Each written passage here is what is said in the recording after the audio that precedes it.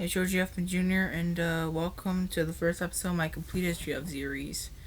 But it's not like others where they rank their history or even their comic history. It's kind of like their origins and their second appearances, or if they're in trends, or their origins retold in the comics or in other media. And today, the return of the music. It's Tenebrous Brothers Carnival Act 2 by Kevin Macleod, so let's begin. The Joker first appeared in Batman #1, published in April 1940. The story, called The Joker, was written by Bill Finger and penciled by Bob Kane. In the story, there's a new criminal calling himself the Joker, who's reporting the crimes he's going to do to the public on the radio. His first crime is to steal the Claridge diamond after killing its owner, Henry Claridge.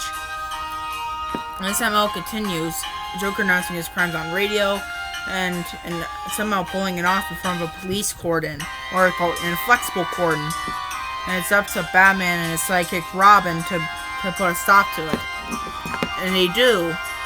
In the second story, Joker breaks out of jail and does another crime wave, announcing his crimes on the radio, and by all odds doing it right before the cops' noses.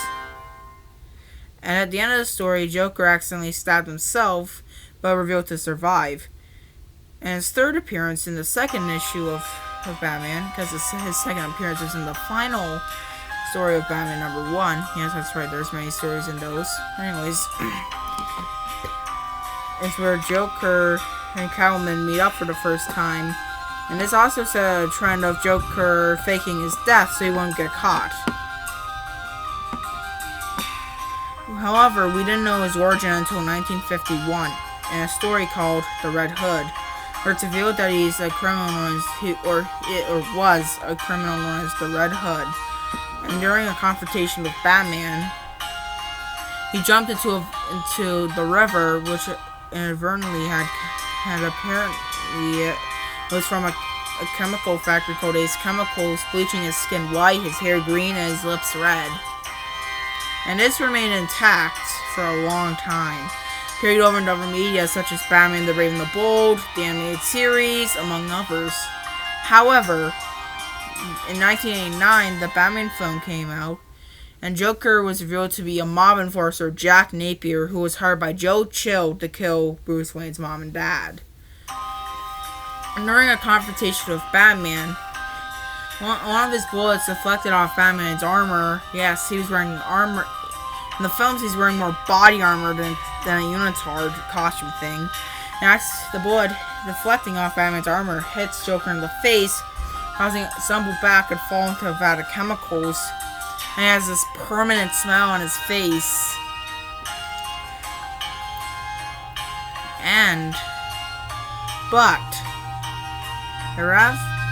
However, this was largely the same in The Killing Joke, released 1 year before Batman 89, in 1988, it's revealed that he's a failed stand-up comedian named Jack, whose wife is pregnant, and he becomes a criminal to get money for the operation. However, the gangsters that hired him killed his wife and the unborn child. However, confronting Batman, Red Hood accidentally tried to get away from him, but tripped on his cape and fell into a vat of chemicals. This was the same in the 2016 adaptation of the comic. You have the same one where Batman and Batgirl had sex. Now, you're better off from knowing that. And the first story I mentioned was retold again in the novel The Man Who Laughs.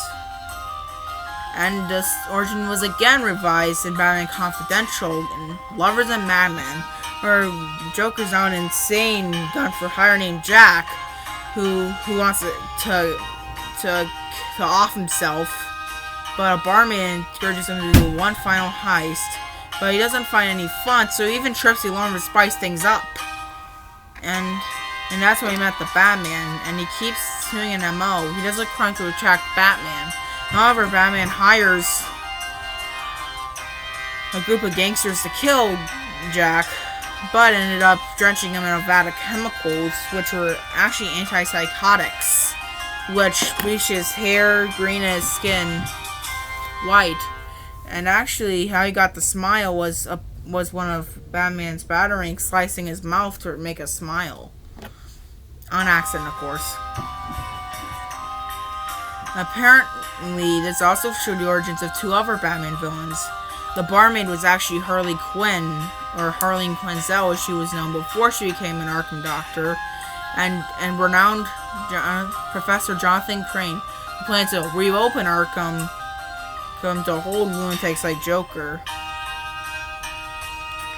So that was the history of the Joker. I mean, it's not like his history and everything from his first appearance in 1940 to his 80-year-old history from 1940 to this year, 2020, or even his comic history or his biography.